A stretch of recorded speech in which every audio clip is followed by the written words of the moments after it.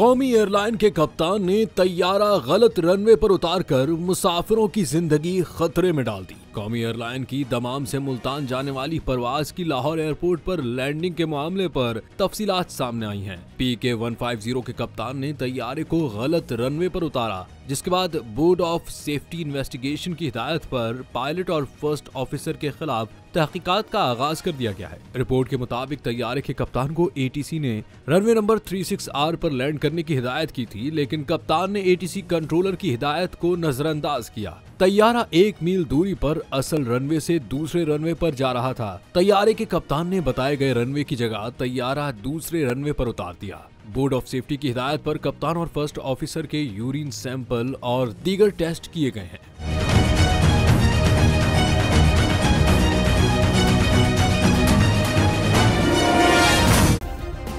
Subscribe करें और bell दबाएं ताकि कोई खबर रह न जाए।